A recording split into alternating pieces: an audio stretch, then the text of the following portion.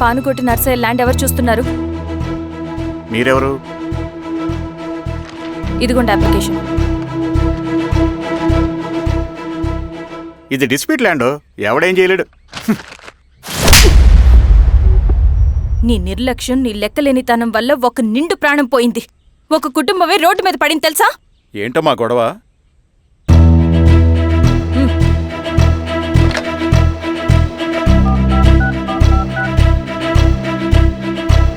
Hello sir.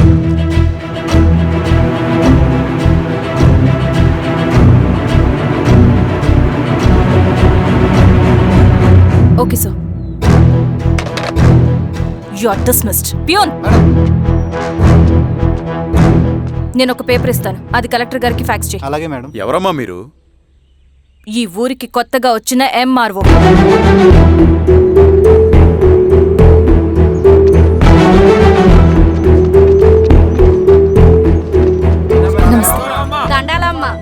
మీ పరిస్థితులు నాకు తెలుసు. పని చేస్తేనే మీకు పూట గడుస్తుంది. పనులు మానుకుని మీరు ఈ ఆఫీస్ చుట్టూ తిరగాల్సిన అవసరం లేదు. మరి ఎట్టాగమ్మా? నేనే మీ ఊరొస్తాను. ఆ రోజు అరగంట వీలు చూసుకుంటే చాలు, మీ పని పూర్తయిపోతుంది. దండాలమ్మా.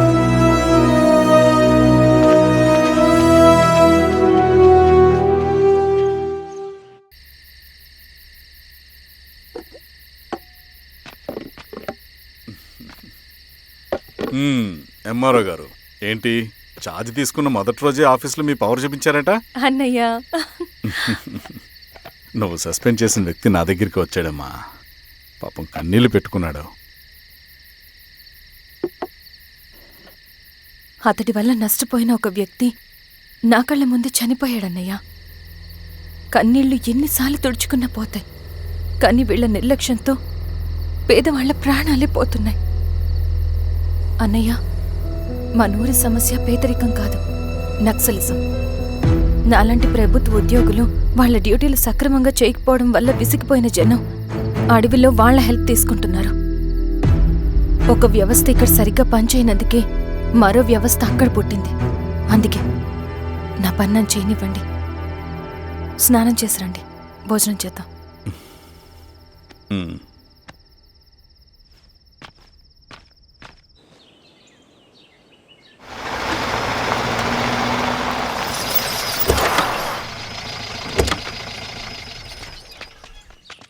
నమస్కారం అమ్మా.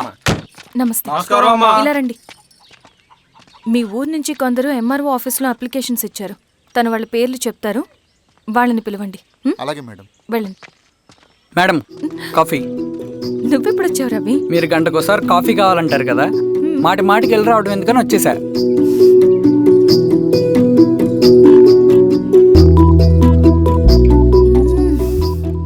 రవి, ఈ కాఫీ కోసమైనా నేను పెళ్లి చేసుకోవచ్చు. అదేంటి అలా అనేసారు? That's a compliment. భలే వారండి బాబు. దండాలమ్మా. నమస్తే. ఇలా ఇవ్వండి. చెప్పండి, మీ సమస్యలేంటో. పేరు తలుపుల వీరాంజనేయులు, ఉన్నది 3 ఎకరాల పొలం. చిన్నుపాటి ధనుంజయరావు అనే మహానుభావుడు అందులో 2.5 ఎకరాల భూమిని తన పేరు మీద రాయించుకున్నాడు. అడిగితే నీ దిక్కున్న చోటు చెప్పుకోమన్నాడు. దిక్కులేనాడు కాబట్టి 1/2 ఎకరం భూమి మీదే పెద్ద కుటుంబాన్ని నెట్టుకొస్తున్నాడు. అవునమ్మగారు, ఆ పొలం ఎలాగైనా తిరిగి ఇప్పించేయండి అమ్మగారు. ఆ పొలం కోసం 3 సంవత్సరాల నుంచి తిరుగుతున్నాను అమ్మగారు. వీరబాబు, వీళ్ళందరి దగ్గర కలెక్ట్ చేసుకో. మేడం, దాదాపుగా ఇక్కడ ఉన్న వాళ్ళందరి పరిస్థితులు ఇవే. వీళ్ళ సమస్యలు పరిష్కారం కావాలంటే మాట్లాడాల్సింది వీళ్ళతో కాదు మేడం, మన ఊరి పెద్ద మనుషులతో. ఇందు మూలంగా 50 మంది గ్రామ ప్రజలకి తెలియజేయదేవనగా శ్రీరామగిరి గ్రామ పంచాయతీ మోతుబరి రైతులు, సన్న చిన్నకారు రైతులందరూ రేపు ఉదయం 10 గంటలకి ఎంఆర్ఓ ఆఫీస్ దగ్గరికి రావాలా.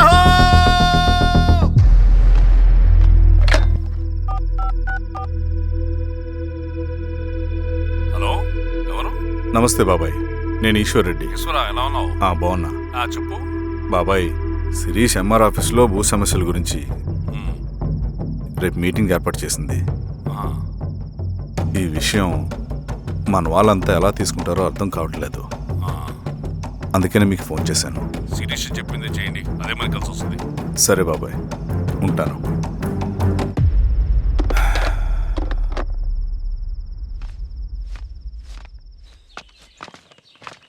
నమస్తే మేడం. నమస్తే అమ్మా. కూర్చోండి. పొలాల్లో పండిన పంట కోతకొచ్చినా ఈ రోజుకి ఒక్క గింజ కూడా తెగకుండా పక్షులకు పందికొక్కలకు ఆహారంగా పోతుందంటే దానికి కారణమిది. ఈ ఊరికి పట్టిన దౌర్భాగ్యం మీరు చేసిన అక్రమాల చిట్టా. కడుపు మంటతో ఉన్నవాళ్లు మీరు చెప్పిన కూలీకొచ్చి ఎందుకు పనిచేస్తారు? దౌర్జన్యాలు చేసి దిక్కున్న చోట చెప్పుకోమన్నారు. ఇప్పుడు అడవే వాళ్ళకి దిక్కైంది. అది ఎవరి తప్పు? మొత్తం 100 ఎకరాల పైచిలుకు భూమి వాళ్ల దగ్గర దౌర్జన్యంగా లాక్కుని ఇన్ని సంవత్సరాలుగా మీరు అనుభవిస్తూ ఉన్నది. మీ అంతట మీరుగా తిరిగిచ్చేస్తారా, లేదా చట్టం ఎలా పనిచేస్తుందో మీకు చేసి చూపించమంటారా? అలా చేయండి మేడం. నువ్వు ఆగవే నరసింహులు. ఏం చేయాలో మా ఎంఆర్ఓ గారికి బాగా తెలుసు. అట్టా కానిండమ్మా. ఇస్తే మీ పొలాలు ఇవ్వండి, మా వివం. మీ పేరేంటి? సామిరెడ్డి. రూల్స్ ప్రకారం వెళ్తే మీ మొత్తం పొలం పోతుంది. కూర్చోండి. రై సామరెడ్డి కూర్చో.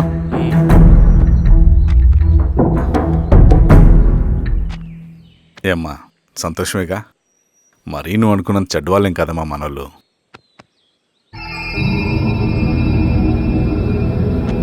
పదనాన్న. నమస్తే. పెద్ద ఆయన చెప్పాడు, అంతా మన మంచికే. పోను పోను నీకే అర్థం అవుతుంది. కమిటీ నుంచి కొత్త ఆర్డినెన్స్ వచ్చాయి. దాంట్లో ముఖ్యమైనవి జరగబోయే మైనింగ్ ఆపాలి, రెండోది జెడ్పీటీసీ ఎలక్షన్స్ని బైకాట్ చేయాలి, దీనికి జనాల్ని సిద్ధంగా ఉంచాలి. లాల్ సలాం కామ్రేడ్. లాల్ సలాం. ఏంట్రవి, శ్రీరామ్గిరిలో భూస్వాములందరూ దేవుళ్ళైపోయారంట, పేద ప్రజలకంతా వరాలు ఇస్తున్నారంట, ఏంటి సంగతి? అవునన్నా, నేను కూడా ఆశ్చర్యపోయాను. ఒక గవర్నమెంట్ ఆఫీసర్ తలుచుకుంటే ఒక ఊరు క్షణాల్లో ఎలా మారిపోద్దో నా కల్లారా చూశానన్నా. అది కాదన్నా, అంటే నా ఉద్దేశం వాళ్ళు ఏం చేసినా దానికి ఒక స్ట్రాటజీ ఉంటుంది. శిరీష వాళ్ళ వర్గానికి చెందిన అమ్మాయి. ఆ అమ్మాయికి ఎంత పాపులారిటీ వస్తే వాళ్ళకంత మంచిది. ఎందుకంటే వాళ్ళ అన్నయ్య ఈశ్వర్ రెడ్డి రాబోయే జెడ్పీటీసీ ఎలక్షన్స్లో చైర్మన్గా పోటీ చేయబోతున్నాడు.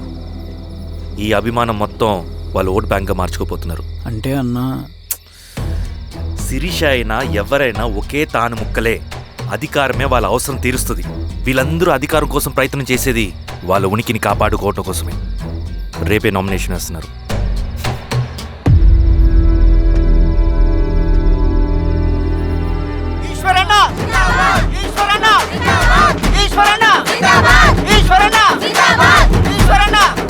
గారు మీ సపోర్ట్ మాకు కావాలి. స్వామి. అయ్యా, మీ అన్నయ్య గారు ఎలక్షన్లు పడుతున్నారమ్మా. అవును. అయితే మా ఓట్లని మీ అన్నయ్య గారికేనమ్మా. వాళ్ళు ఏం చేసినా దానికి ఒక స్ట్రాటజీ ఉంటుంది. అమ్మాయి గారు, సంజీవ్ రెడ్డి గారు వస్తున్నారంట. మధ్యాహ్నం భోజనానికి అన్నయ్య గారు ఇంటికి వచ్చి ఉన్నారమ్మా. అవునా?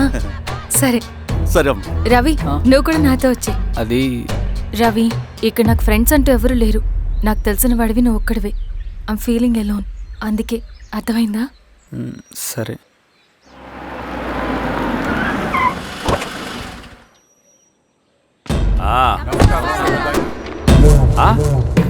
సురా, బాగున్నావా? నమస్తే చెన్నారెడ్డి. నమస్తే. బాగున్నారమ్మా? సుబ్బారెడ్డి, పదండి. ఊళ్ళో మనోళ్ళంతా బాగున్నారు కదా ఈశ్వరా? అంతా బాగున్నారు బాబాయ్. సంతోషం. ఈసారి మళ్ళీ మనం ఏకగ్రీవం అవ్వాలి రెడ్డి. మనకు పోటీ లేదు, మనదే విజయం. సంతోషం. కూర్చోండి.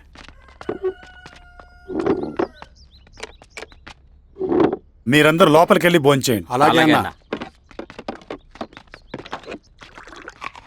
ఆ రైతు కూలి సమస్యలు ఎంతవరకు వచ్చినాయి? మాట్లాడుతున్నాం బాబాయ్, దాని గురించి మీరేం వరి అవ్వట్లేదు. బాబాయ్, ఆ, నమస్కారం. రండి రండి. ఎంఆర్ఓ శిరీషారెడ్డి గారు. శిరీష రెడ్డా? ఆ, శిరీష అనే పిలవచ్చుగా. అమ్మమ్మ, పులికి పంచాలాగా సింహానికి చూలాగా అది మన ఐడెంటిటీ. అది అట్లాగే ఉండాలి. సరే బాబాయ్, నేను ఫ్రెష్ అయ్యేస్తాను, మీరు కానివ్వండి. ఆ, అయినా ఈ కాలం చదువుకున్న ఆడపిల్లలతో మాట్లాడటం చాలా కష్టం. చుట్టుపక్కల శిరీషుకున్న ఇమేజ్ మనకి చాలా మంచి అయింది ఈశ్వరా.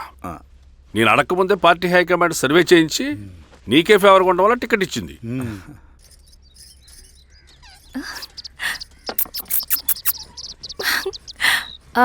అనేవాళ్ళు ఎక్కడ? బయటికి వెళ్ళారమ్మా. ఓ, బయటికి వెళ్ళారా? రవిని పిలువు. అలాగే.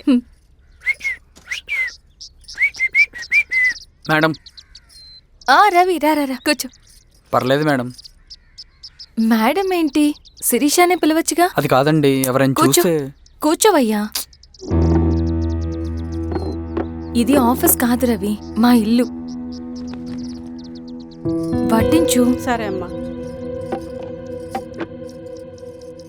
ఆ, రవి, ఆ, ఆ అడవిలో నక్సల్స్ ఎక్కడుంటారో తెలుసా నీకు? ఏంటి శిరీష? అడవిలో నక్సల్స్ ఎక్కడుంటారో తెలుసా నీకు? ఎందుకు శిరీష గారు? తెలుసా తెలీదా? నాకెలా తెలుస్తుందండి?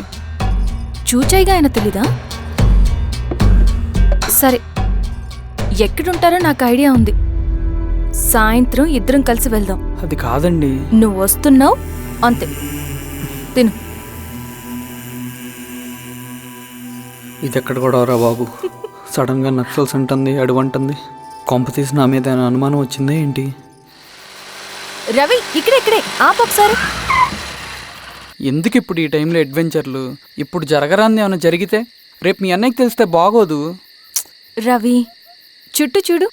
పైన వెన్నెల, పక్కనే అడవి. అబ్బో, ఎంత బ్యూటిఫుల్ గా ఉందో. అవునా?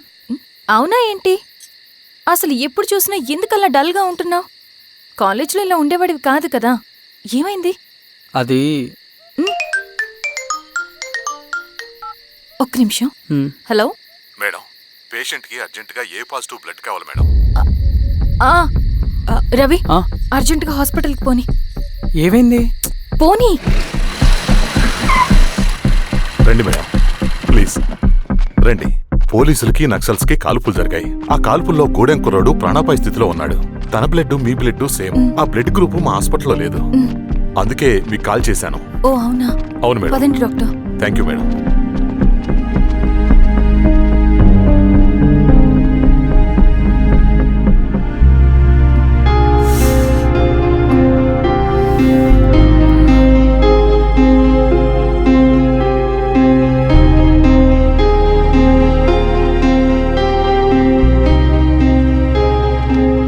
Thank you madam. పర్లేదు డాక్టర్. ఇప్పుడు అతనికి ఎలా ఉంది? తను స్పృహలో లేడు మేడం.